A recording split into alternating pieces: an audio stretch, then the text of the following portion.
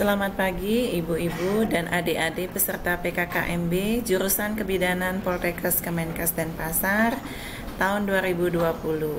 Perkenalkan, saya Niwayan Suwarniti, pelaksana teknis kemahasiswaan program studi Sarjana Terapan Kebidanan dan Profesi Bidan, sekaligus mewakili pelaksana teknis kemahasiswaan Prodi D3 Kebidanan, Ibu Dwi Purnamayanti, menyampaikan terkait layanan kemahasiswaan pada jurusan Kebidanan Poltekkes Kemenkes Denpasar tahun 2020.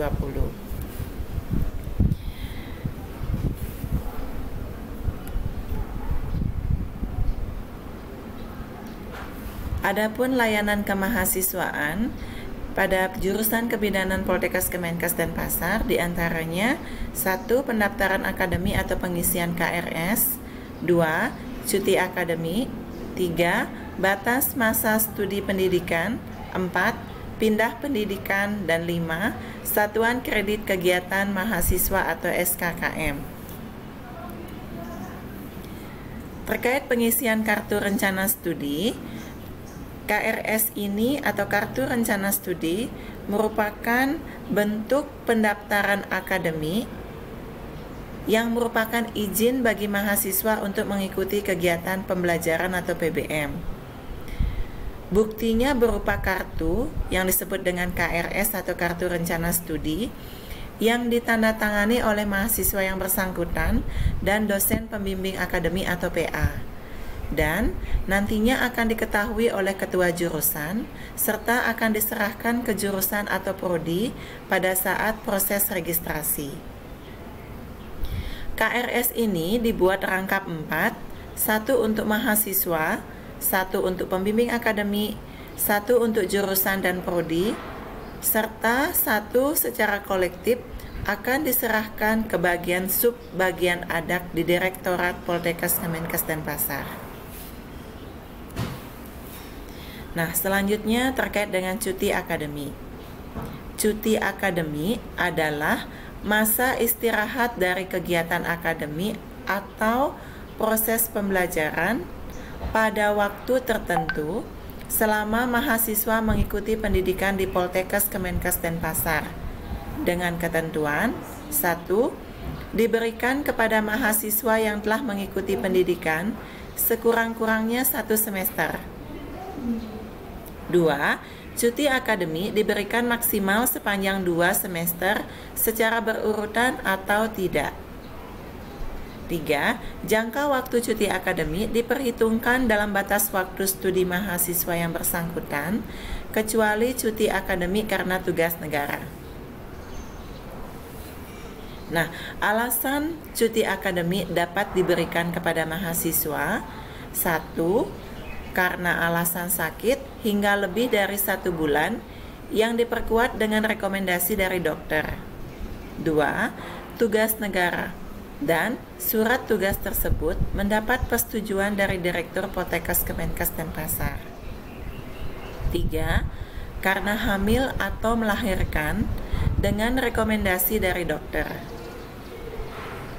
Mahasiswa yang menjalani cuti akademik tetap mempunyai kewajiban untuk membayar administrasi pendidikan sesuai dengan Peraturan Pemerintah Republik Indonesia Nomor 21 Tahun 2013, yaitu tentang jenis dan tarif atas jasa penerimaan negara bukan pajak yang berlaku pada Kementerian Kesehatan selama waktu cuti akademik. Jumlah yang harus dibayarkan yaitu sebesar 300.000 per semester. Nah, berikutnya terkait dengan batas masa studi.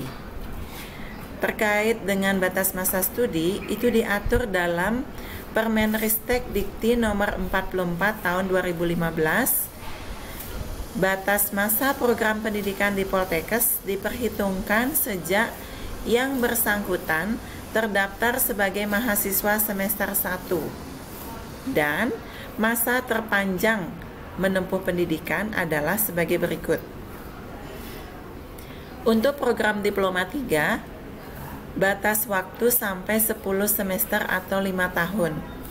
Untuk program Sarjana Terapan, sampai dengan 14 semester atau 7 tahun.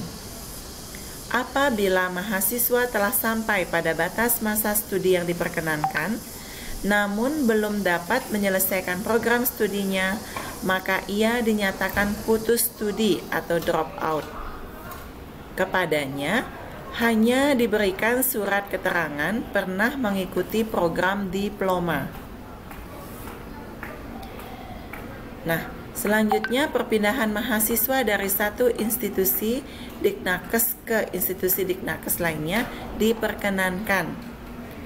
Institusi yang dituju atau penerima dapat berbeda status kepemilikan dan atau berbeda strata akreditasi dari institusi asal atau pengirimnya. Hal yang perlu diperhatikan dalam perpindahan mahasiswa adalah sebagai berikut. Pertama, perpindahan tersebut tidak berlangsung antar institusi Diknakes dalam satu kota. Jadi harus berbeda kota. Kemudian, perpindahan terjadi pada jurusan atau prodi yang sejenis. Misalnya dari prodi kebidanan, kemudian institusi atau prodi yang dituju adalah prodi kebidanan juga. Kemudian, perpindahan terjadi karena alasan mengikuti kepindahan orang tua atau wali, atau kepindahan keluarga bagi mahasiswa tugas belajar. Perpindahan bukan karena putus pendidikan. Nah, mahasiswa yang masih mengikuti pendidikan yang akan mengusulkan kepindahan itu minimal berada pada semester 2 dan maksimal pada semester 5. Perpindahan tidak diperkenankan berlangsung di semester 1 dan 6. Kemudian mendapat izin dari institusi asal dan memenuhi ketentuan yang berlaku pada institusi penerima. Misalnya terkait dengan daya tampung, anggaran, dan sebagainya.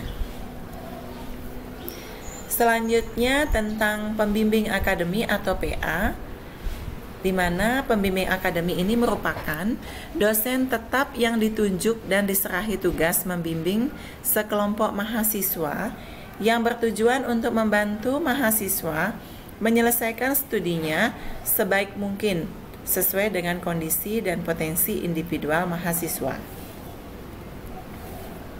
Yang menjadi tugas dan tanggung jawab dosen PA diantaranya: 1. Memantau kemajuan studi, mengumpulkan, mengolah dan menganalisis data perkembangan akademik mahasiswa yang dibimbingnya. Kemudian, bimbingan dengan mahasiswa dilakukan secara periodik, misalnya pada awal, pertengahan, dan akhir semester atau sesuai tata cara pembimbingan. Ketiga, merujuk ke dosen mata kuliah tertentu apabila mahasiswa yang dibimbingnya mempunyai hambatan dalam penyerapan atau pemahaman mata kuliah tersebut. Kemudian, merujuk ke dosen bimbingan konseling apabila dosen wali atau PA tidak dapat mengatasi kesulitan pribadi mahasiswa yang bersangkutan. Nah, tugas PA selanjutnya adalah mengevaluasi keberhasilan dan kegunaan program bimbingan. Apabila dosen wali atau PA tidak dapat menjalankan tugasnya dalam jangka waktu yang cukup lama, maka Direktur Poltekkes dapat menunjuk penggantinya. Dan semua kegiatan pembimbingan wajib untuk didokumentasikan. Selanjutnya adalah kewajiban mahasiswa terhadap PA. 1. Melaporkan kesulitan-kesulitan yang dialami dalam menyelesaikan studi. 2. Berkonsultasi dalam menyusun rencana bimbingan dan rencana studi. 3. Mahasiswa melakukan konsultasi dengan dosen PA paling sedikit atau minimal 4 kali per semester.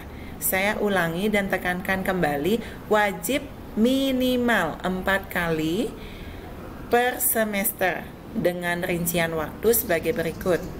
Di awal pada saat pengisian KRS, kemudian sebelum UTS, selanjutnya setelah UTS, dan terakhir sebelum UAS.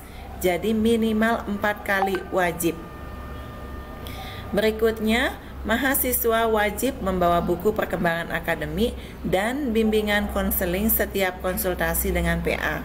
Wajib membawa buku karena nanti buku ini akan diparap oleh PA yang bersangkutan. Selanjutnya, mahasiswa juga wajib pada saat bimbingan mendokumentasikan kartu hasil studi. Jadi di akhir semester mahasiswa akan mendapatkan kartu hasil studi atau KHS, dan ini harus dilampirkan dalam buku perkembangan akademiknya dan disampaikan kepada PA yang bersangkutan. Selanjutnya, mahasiswa juga wajib menyimpan bukti PC SKKM. SKKM ini akan dijelaskan berikutnya. Nah, ini bukti fisiknya harus dilampirkan di dalam buku perkembangan akademik dan disampaikan juga kepada PA apa-apa saja kegiatan yang sudah diikuti oleh mahasiswa dan buktinya seperti apa. Selanjutnya, setiap kasus khusus terkait urusan akademik mahasiswa wajib dicatat pada buku perkembangan akademik dan diparap oleh dosen PA yang bersangkutan. Semisalnya, mahasiswa mempunyai masalah atau kasus khusus, tidak menutup kemungkinan untuk berkonsultasi dengan PA yang bersangkutan. Jadi, jumlah bimbingan bisa lebih dari 4 kali. Dan setiap konsultasi terkait dengan kasus khusus tersebut, mahasiswa harus mendokumentasikan pada buku PA-nya dan diparap oleh dosen PA. Nah, terkait dengan SKKM yang telah disampaikan sebelumnya, SKKM ini adalah atau kepanjangan dari Satuan Kredit Kegiatan Mahasiswa. Nah, SKKM adalah sistem untuk menyatakan pengakuan atas prestasi pengembangan soft skill kemahasiswaan dengan beban kegiatan mahasiswa dinyatakan dalam Satuan Kredit Kegiatan Mahasiswa, di mana nilai SKKM ini merupakan prasyarat untuk mengikuti ujian akhir. Bagi mahasiswa Prodi D3, nantinya ini adalah syarat untuk mengikuti ujian laporan tugas akhir atau LTA, dan bagi Prodi Sarjana Terapan, SKKM ini adalah syarat untuk bisa mengikuti ujian skripsi, di mana angka kredit minimal yang harus dikumpulkan untuk Prodi D3 sebesar 16 angka kredit, dan untuk Sarjana Terapan minimal 20 angka kredit. Untuk alih jenjang atau RPL juga diwajibkan mengumpulkan SKKM dengan angka kredit minimal 5. Nah, untuk panduan SKKM ini sendiri akan kami bagikan, atau kami sebagai pelaksana teknis kemahasiswaan akan membagikan kepada mahasiswa nanti setelah program PKKMB selesai. Kemudian untuk PA tadi terlewati, kami juga akan men-share atau membagikan nama-nama PA untuk masing-masing mahasiswa untuk bisa selanjutnya setelah proses PKKMB selesai bimbingan langsung pada saat registrasi atau mengumpulkan kartu rencana studi atau KRS. Baiklah, demikian yang dapat saya sampaikan terkait dengan layanan kemahasiswaan pada jurusan kebidanan Poltekkes Kemenkes Denpasar. Saya ucapkan selamat mengikuti PKKMB, tetap semangat dan sehat selalu. Terima kasih.